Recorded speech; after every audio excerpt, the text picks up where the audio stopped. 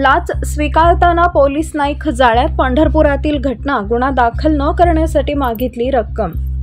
गुन्हा दाखल न करण्यासाठी लाखाची मागणी केली. तडजोडी अंती 50,000ची लाच स्वीकारताना पंढरपुरातील पोलिसाला लाचलुचपत प्रतिबंधक विभागाच्या पथकाने रंगेहात पकडून अटक केली. वैजनाथ संदीपान कुंभार, वय वर्ष 52, नेमणूक पंढरपूर शहर पोलीस ठाणे, राहणार इसबावी पंढरपूर असे अटक करण्यात आलेल्या पोलीस कर्मचाऱ्याचं नाव आहे. पंढरपूर शहर पोलीस ठाण्यात गुन्हा दाखल करण्यात आला होता. गुन्ह्यात मोटरसायकल न दाखवण्यासाठी तसेच तक्रारदाराला आरोपी न करण्यासाठी पोलीस नाईक याने 1 लाख रुपयांच्या लाचेची मागणी केली होती.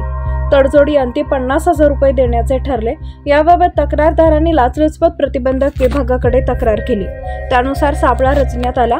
ठरल्याप्रमाणे शुक्रवारी ही रक्कम स्वीकारताना लाचलुचपत प्रतिबंधक विभागाने वैजनाथ कुंभार यांना रंगेहात पकडले. या प्रकरणी पंढरपूर शहर पोलीस ठाण्यात गुन्हा दाखल करण्यात आला आहे. ही कारवाई लाचलुचपत प्रतिबंधक विभागाचे पोलीस उपअधीक्षक गणेश कुंभार यांच्या मार्गदर्शनाखाली पोलीस निरीक्षक उमाकांत महाडिक, हवालदार अतुल घाडगे, सलीम मुल्ला, पोलीस नाईक स्वामीराम जाधव, श्याम सुरवसे यांनी पार पाडली.